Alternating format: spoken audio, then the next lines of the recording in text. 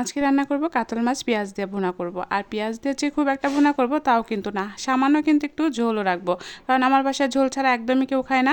তো যাই হোক, এদিকে কিন্তু আমি সব কিছু রেডি করে নিয়েছিলাম। আর এখানে মাছগুলো ভালোভাবে নুন হলুদ মাখিয়ে দিয়ে একটু রেখে দিয়েছিলাম, তারপরে কিন্তু ভালোভাবে ভেজে নিলাম।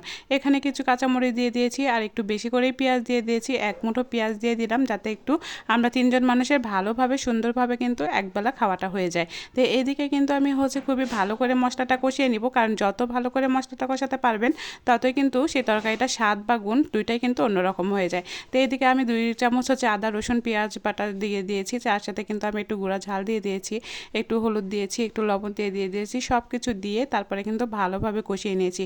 তারপর কিন্তু মাছগুলো দিয়ে আবারও ভালোভাবে কষিয়ে নিব, কারণ মাছগুলো এই পিঠ ওই পিঠ করে দিয়ে যদি ভালোভাবে কষানো যায়, তারপরে দেখবেন আবার যদি একটু হালকা পানি দিয়ে কষিয়ে নিয়ে তারপরে কিন্তু ঝোলের তরকারিটা ঝোলটা দিয়ে দিব। তো যাই হোক, এদিকে কিন্তু এখন পানিটা দিয়ে দিলাম শুধুমাত্র কষানোর জন্য, ভালোভাবে কষিয়ে নিব। আর কষিয়ে নিয়ে এখন কিন্তু ঢাকনা দিয়ে এখানে আমি ঢেকে দিব। আর একটু কাঁচা লঙ্কা আমি দিয়ে দিতে চেয়েছিলাম, কিন্তু আসলে পরে আর দিয়ে দিই নাই। তো যাই হোক, এদিকে কিন্তু কাঁচামরিচটা আমি আগেই দিয়ে দিয়েছিলাম, সামান্য ভালোভাবে কষিয়ে নিয়ে আবারও কিন্তু একটু পানি দিয়ে দিয়েছি। দিয়ে এখন যেই বলক উঠবে, ভালোভাবে বলক ওঠার পরে কিন্তু আবারও আমি এটা নামিয়ে নেব। তো যাই হোক, আজকের তরকারিটা কিন্তু আমার এইরকমই হয়েছে। আর আজকের তরকারিটা কিন্তু এত সুস্বাদু হয়েছিল কি আর বলবো। তো কেমন হলো আমার তরকারি রান্না অবশ্যই কমেন্ট